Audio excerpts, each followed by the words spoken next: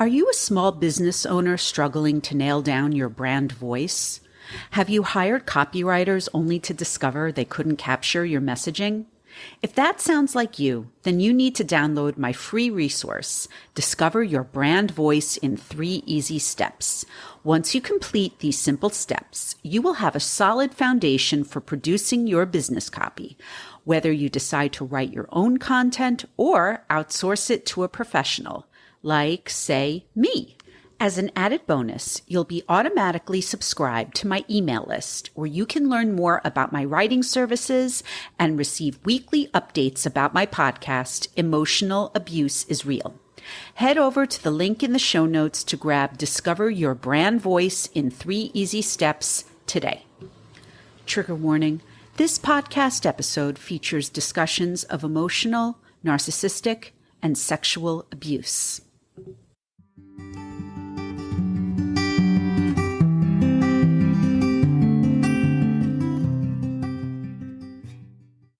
Hello, everyone, and welcome back to Emotional Abuse is Real. I'm your host, Serene Leeds. I'm a professional writer and storyteller, and I'm so glad you're here. We are back. I hope you all had a lovely summer and that you're looking forward to delving into several new stories on the podcast. For today's episode, I'm thrilled to finally share an interview I did with an emotional abuse survivor a couple of months ago. As you may remember, right before the podcast went on hiatus, this survivor asked me to hold the episode because her narcissistic husband, whom she's in the process of divorcing, was continuing to threaten her. She and I then decided that instead of silencing her truth, I would edit her interview so she could appear anonymously.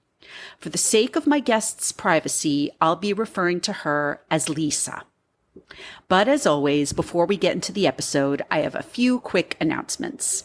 Please make sure you're following me on Instagram at Serene Leeds Writes. That's SareneLeedsWrites, and that you're subscribed to this podcast on either Apple Podcasts, Spotify, or YouTube.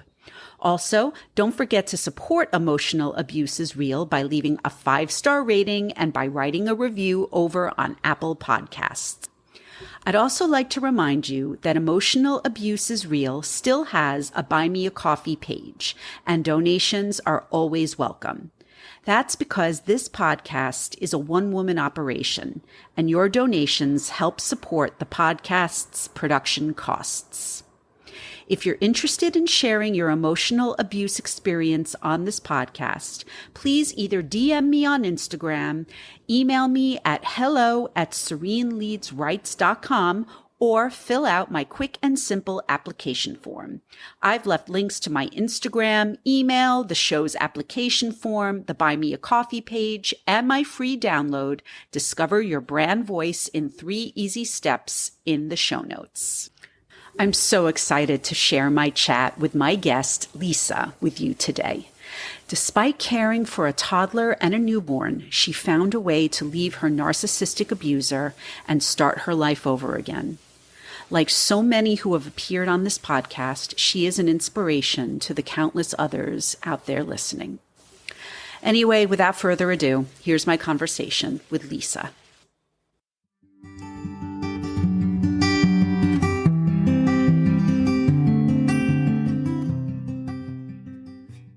So I had been in abusive relationships in the past, some physical, some emotional. This one has never been physical, thank gosh.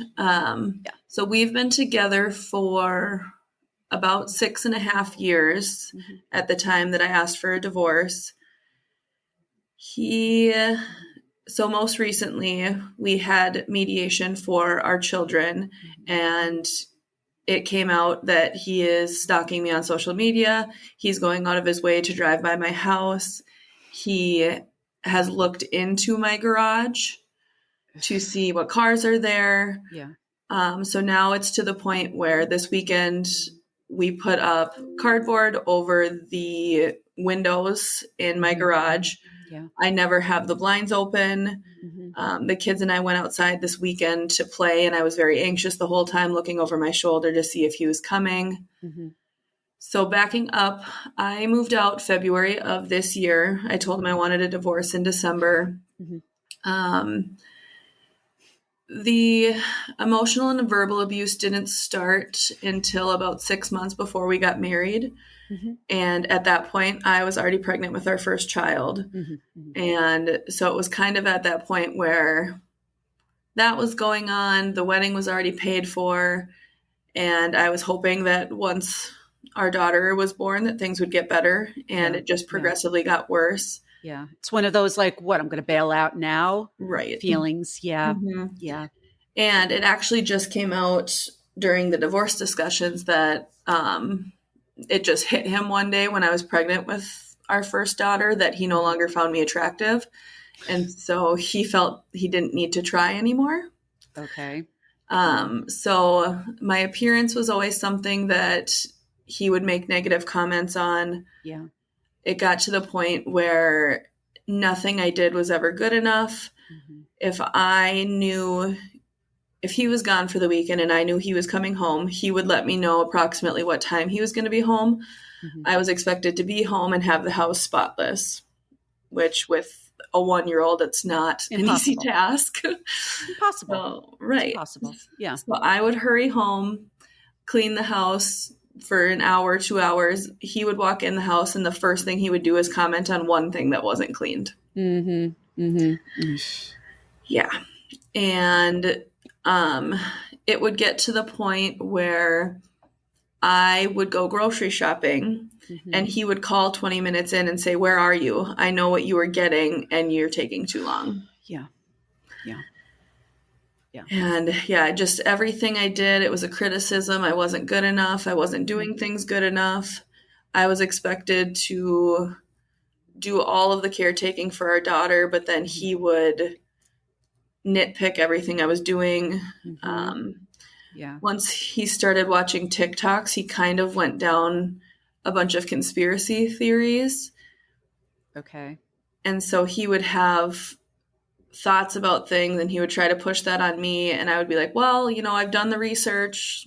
This is what it all says. So this is my perspective. What particular conspiracy theories? Yeah. I would love to know which ones. The most recent one is that she can't get fluoride at the dentist because it's going to kill her. Oh, okay. So I said, well, why don't we just talk to the dentist and let them decide then if we can't agree on things? Right.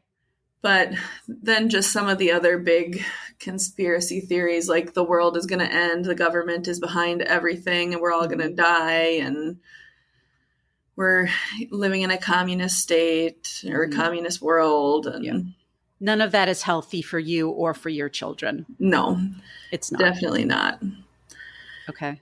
And so there's been, after I told him that I wanted a divorce, he decided to be super dad and all of a sudden was involved in everything and was perfect. And because he got scared. Right. And one of the reasons I finally decided that it was time for a divorce was my daughter, who was less than 2.5 at the time, started making comments asking me why daddy is so mean to me and saying that she just wants me to be happy. Oh, yeah. So that was kind of the beginning of the end. And then he does not do well with boundaries or being told what to do. So there started to be instances where he would ask for affection and my daughter would not want it. And he would keep pushing it and doing what he wanted. Yeah. So the first big fight about it, he was trying to give her a kiss and she said no. And I've taught her, like, your body, your choice. If someone gets in your bubble, you tell them no. And she's really good at it. Good. And so she said no, clearly multiple times, and he kept doing it.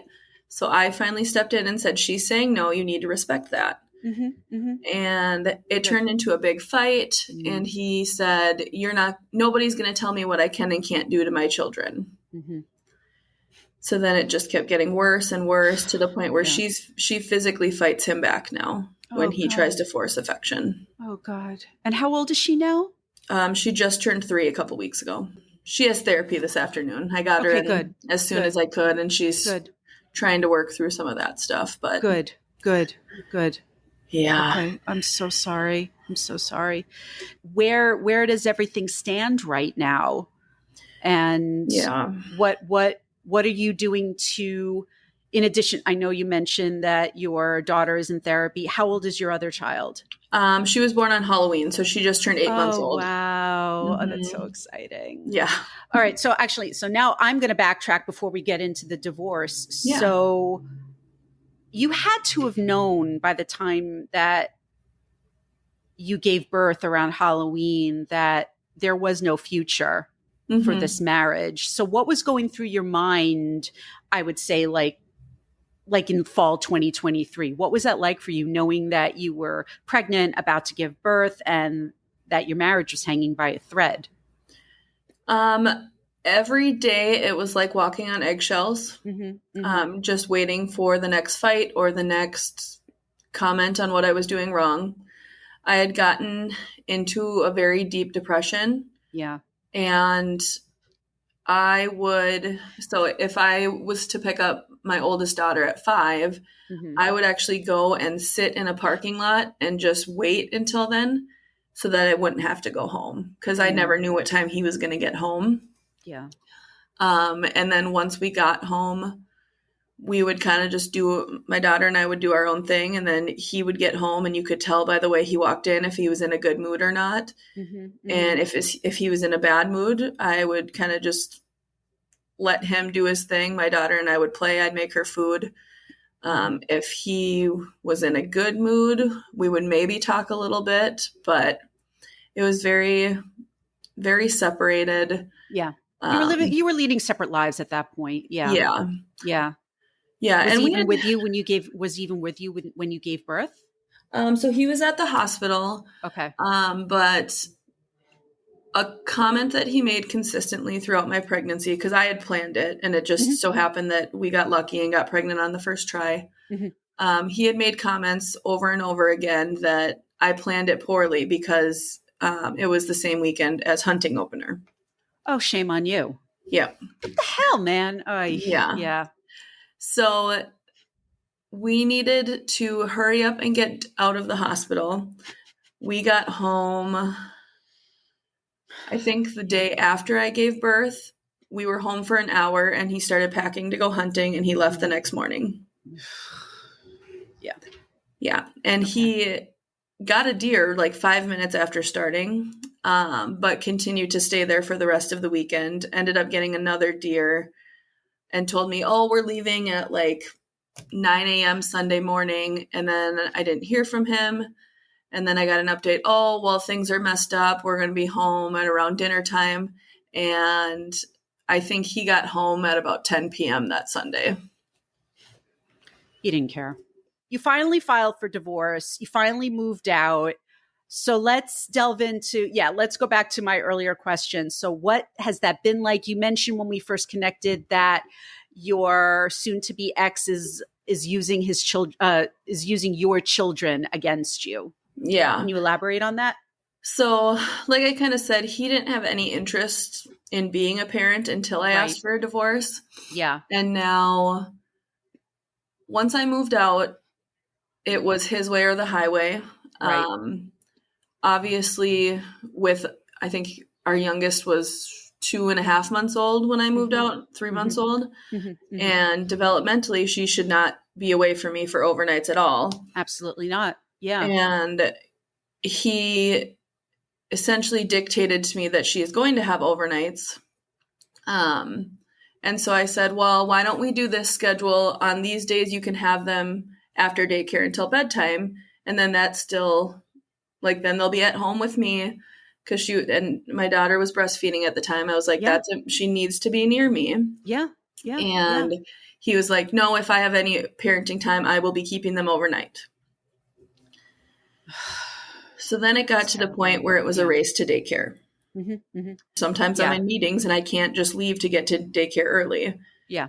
So then I would get the notification from the daycare app that they had been picked up. And a few of the times, then he would send me a message, because when we know that they're going to the other house, we send their backpacks with stuff. Yeah. And so one of the times I didn't send the backpacks, and he was like, well, we agreed that we were going to send the backpacks on days that there's exchanges. How could you do that? Blah, blah, blah. And I just simply replied, we didn't agree that you were picking them up today, so I didn't send them. Yeah. And he is very financially motivated. So there have been discussions where I would get more parenting time if he would get more money out of the divorce. And just little comments that he would make about the kids, or there's times where he doesn't respond at all. So our youngest daughter has not been baptized yet. And that's something that's important to me. We had our first daughter baptized at 2 months old. So I had asked him multiple times for input. He never responded. So I went ahead and scheduled it in April and let him know that I had scheduled it, and asked if he wanted to plan anything with me. And instead of responding to me, he had his attorney email me nasty things saying, how dare I know the law. I don't get to just dictate these things, and pretty much just turning it all on me. And I'm the terrible person.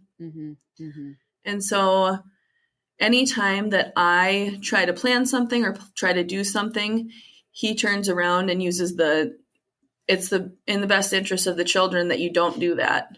Or he tries to dictate things. Yeah. Like I just got a new job, and it's about 45 minutes from his house. And so I let him know, based on the financial circumstances after the divorce, I need to move. So I went out and got a new job. I'm proposing that the kids go to this daycare, they go to this school. And his response was, you're not allowed to move. According to who? Him. And him. He says, and his attorney, but I think his attorney knows that's not the case. The issue that we have is his attorney is not very responsive.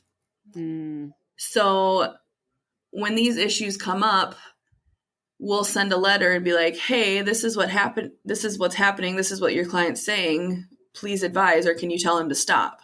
Yeah. And then we don't receive a response unless they perceive that I'm doing something wrong. Then we get a letter. So it's not the only small amount of progress we've made is because we had mediation for the custody side of things. Yeah. And it's still not, it's not signed.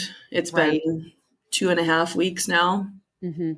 So sometimes I do, since it's only been a short amount of time since I've moved out, I still question everything because there was a lot of gaslighting and there still is. Yeah. Yeah. So I get in those mind frames where I'm like, okay, am I doing something wrong, or is he right? What is going on? And then I'll overthink it. And then I can just talk to my attorney and he's like, no, you're not in the wrong. He's just being himself, essentially. It's really weird because when I first asked for a divorce, I don't think, since I was in the thick of it every day, I don't think I realized that he was a narcissist and that was what was going on. I knew he was emotionally abusive. Yeah. But, and my individual therapist had been telling me, like, you need to get divorced for 7-8 months at this point. Yeah. But then once I was out of the house and could really sit back and start thinking about it, I was like, okay, yes, he really is. And things still come out to this day where I'll be like, oh yeah, he always used to say this. And I'm like, yeah, that should have been a red flag. That's not okay. Right. But that is the case with so many people. As I always say, I am not a mental health professional, but I've been through it myself. And with the number of guests that I've had on this podcast to this date, we all think, look, well, we're smart. We can see these things coming from a mile away. Absolutely not. Absolutely not. I always use my personal story as examples, but when I was in the thick of it too, I was like, I'm not happy, but no, this isn't abusive. I had to have my therapist tell me that I was being abused. And even when I go back, and because I had kept documentation of all of the horrendous things that my boss had said to me, and I go back and I look at that now and I'm like, how the hell did I put up with this? But it was because I didn't know any better. I was 10 years younger. Mm-hmm. And it's very easy for these things to happen to all of us. So if you don't recognize the red flags immediately, give yourself some grace. Yeah. Well, and I think there's a big almost shame to it. Mm-hmm. Absolutely. Like, people see you as this professional who has a lot of schooling, who knows the ins and outs of it. And for you not to be able to see it in your own household, it's shameful. How do you feel about that now? I'm still working through it, I think. I think originally a lot of the focus since I've moved out has been on protecting the girls, because there has been some CPS stuff too that's come up. Like what? Are you able to talk about that? Yeah, so they've come home with some bruises. Okay. My daughter makes comments about things that dad has done or said. Mm-hmm. But yeah, I just think the longer that that I've been out of the house, I can work through it more. Absolutely. Absolutely. I applaud you for leaving. You're welcome. Because as I always say on this podcast, I know a lot of people who don't. Mm-hmm. And I know it's not easy. Right. The fact that you did it with a newborn, you deserve all the praise. Thank you. You're welcome. Yeah. A lot of the hard part was, for me at least, was it wasn't physical. And so Sure. you can't be like, well, see, here's this bruise, he's abusing me. Right. And I have been in physically abusive relationships in the past. So I've always said, if it gets to that point, I'm done. Yeah. But when it's emotional and verbal, you have to decide at what is that breaking point. And do you know when you get to it, or do you know, you tell yourself, once it gets to this point, I'm done? Absolutely. Have you ever, oh, I'm sorry. Go ahead, please. I was just going to say, there was a time where I said, well, as long as it's not physical, I'm just going to stay and put up with it for the kids. Yeah, but you can't do that. No. You can't. Have you ever seen the Netflix series Made? That is a great portrayal of emotional and verbal abuse. Yeah. Because the main character had a lot of trouble getting help because he didn't physically abuse her. Yep. Yeah. And it's so sad that happens so often. I mean, even though the divorce will be finalized at some point, I'm still going to have to deal with all of this, at least until my kids are 18, probably past that point. Yeah. And so it's very disheartening, because I feel like I'm jumping over all these hurdles to get out of the relationship. But because we have kids together, he's always going to have that part of control.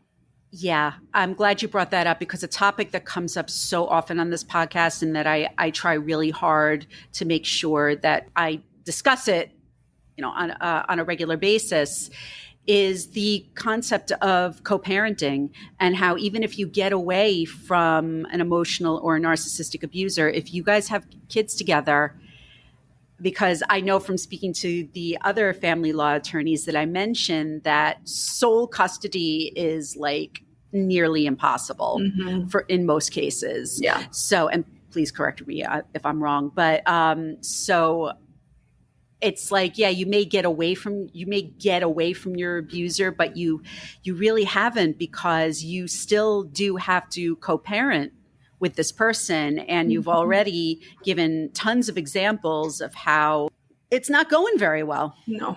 And I'm so sorry about that. Yeah. What is because I know you're still in the thick of it, but what has your healing journey been like? Are you in therapy? What are you doing to help yourself? Yeah, so I'm still in individual therapy. I'm going about every other week right now. I should be going weekly, but because of the financial stress of everything, I just can't afford it right now. I understand.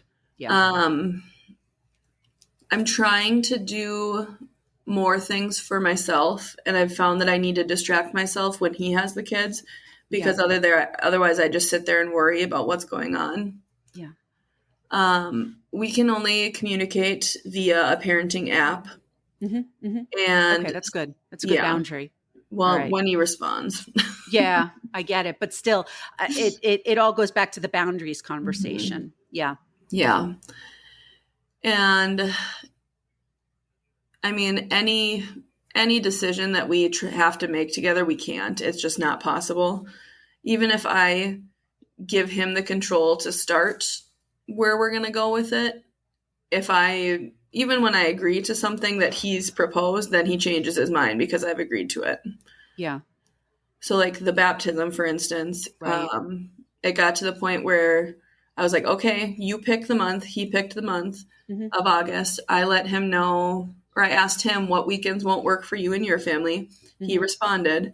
So then I picked from the weekends that were left, one of the weekends that my family, it worked for them. Yeah. Since it's not his weekend, he threw a fit and said, well, since it's not on my weekend, it's not going to be at that church anymore. You can't have the people that you want to be godparents anymore. If I would have known you were going to pick a date that was on your weekend, we would have been looking into September. And so he finally relented, and I think he talked with his attorney about it. But he relented on the date, and he informed me that he will be doing the party and that we will be there together with our friends and family. Okay. And so it's at a bar. Fabulous. Not planned yet or anything, but it's just at a bar is the information I've had so far. He asked me to have input on the food and stuff, but he didn't have any details about it. I'm pretty sure the bar is not even open at the time that we would need it. Yeah. But it's not worth the fight. So I just said, all right, you plan it, and essentially you fail at it. And I have a backup plan to go to my house with my family. But both of our families and friends are very involved with the divorce. Okay. Mine, so that I have support. Good. And his, because he goes and tells everybody what a terrible person I am, that I'm making false allegations, getting CPS involved, I'm taking his kids away. And the hard part is when we moved in together, I moved away from my family and moved to essentially his hometown. So his friends and family are all around here. Everywhere we go, we see them. They're rude to me. They flat out ignore me. And it's one thing to do that when it's just me, but I feel like when the girls are with, that's not okay. No. And it's just really sad that he wants to force us to live in that reality. Yeah. He is wasting so much time and energy to make the three of you miserable. And that's just really sad. And as I've lived this life of mine, what's so upsetting is that there are so many people out there who are like that. Yeah. And so that's why I want us to share these kinds of stories, because it's for healing, and it's so people can understand that there are people like this out there. Yeah. So do you foresee when the divorce will be finalized? So I've sent over multiple offers on the financial side, and I've never heard anything back from them on that. I think the only reason we've made any progress on the custody side is because we had that mediation. Yeah. But we're like 7 months in now, and I'm hoping that after he talks with his attorney tomorrow, we'll be close to an agreement. One of the things he tried to add was that I had to live within 20 miles of him. Why? What's his reasoning? Oh my God. He doesn't tell me. My thought is so that he can easily drive to check up on us when he wants to. So we'll see. I said no to that. I agreed that I'd live in a school district area just because if my kids are going to go to school there, I might as well. Yeah. And I felt like it'd be giving him a little bit of a win so that he'd hopefully agree. Yeah. But there's honestly no end in sight. I think at this point we'll be getting divorced longer than we were married.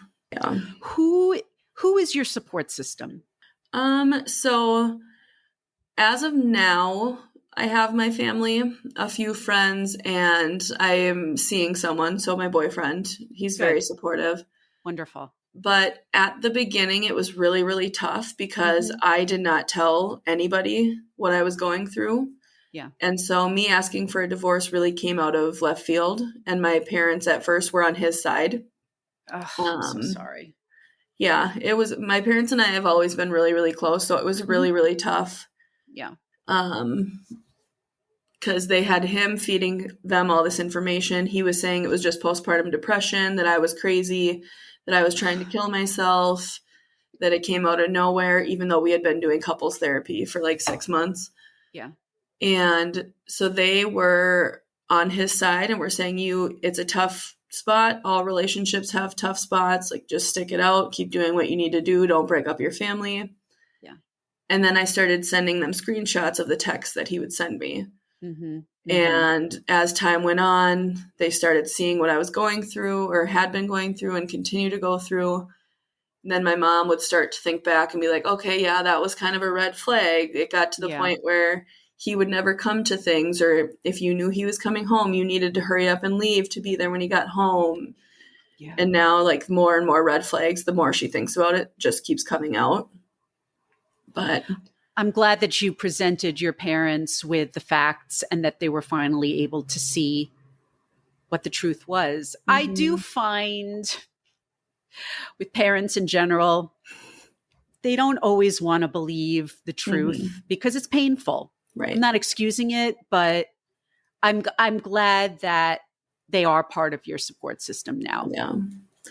Yeah, me too. And they're still together, and they've gone through some hard times. My sister and I were actually sexually abused when we were younger. I'm so sorry. And thank you. And we had gone through a trial against the man, and my sister took a different path than I did growing up, and she was self-harming and doing drugs and stuff. So there was a lot to fight about. Yeah. And then when it all came out, they obviously blamed themselves because it happened with a daycare provider's husband. Mm-hmm. And they internalized a lot of things. My mom has mental health struggles as well, and neither of them are seeing a therapist. So there was a lot of conflict between them. And I think they saw it as, well, we worked through all of this, so whatever you guys are dealing with, you can get through it too. It's such an older generation attitude. It really is. I always say, I say it in my personal life, I say it on this podcast, it really is up to the younger generations to break these generational trauma cycles. Mm-hmm. It's a lot for us to handle. Yeah. Oh, God. I just wanted to give you an opportunity if there was anything else that you wanted to share about your experience that I didn't ask about. Just wanted to kind of put it out there that other people that are going through this, you're not alone. It does feel like you're climbing a mountain, and it's very scary to take that step to leave. I mean, I definitely didn't see my life going this way, especially with a 3-month-old and a 2.5-year-old at the time. Of course. And he does make more money than I do. Mm-hmm. And he locked me out of the house, so I didn't have many belongings. So I was essentially starting from scratch. Mm-hmm. But I still do not regret it. Leaving was the best decision that I've ever made. And my girls and I will have a much better life because of it. So for everyone that's scared, it's worth it. There's help out there that can help you too if you need it. You just have to ask for it. Thank you. Thank you for that. Yeah, because part of my final questions is to ask, what would you say to people who are still trapped in an abusive relationship? So, and I agree with everything that you just said. Thank you so much for taking the time to talk with me today. I really appreciate your candor, and I wish you all the best in what's ahead for you and your family. Thank you. I really appreciate it. Thanks for having me.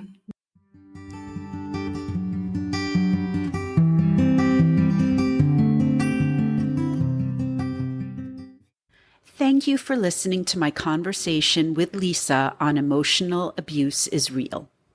If you would like to be a guest on the podcast, please reach out via email at hello@sereneleadsrights.com, through Instagram at sereneleadsrights, or fill out my guest application form. Please note that this podcast should not be used as a substitute for professional mental health services. If you are a victim of emotional abuse and need help, please call or text the Suicide and Crisis Hotline at 988, or call the National Domestic Violence Hotline at 1-800-799-7233. You can also text START, START, to 88788. Once again, don't forget to subscribe, rate, and review the podcast on Apple Podcasts. Follow me on Instagram, consider buying me a coffee, and go grab my free download, Discover Your Brand Voice in 3 Easy Steps. Thanks so much for listening, and I'll see you next time.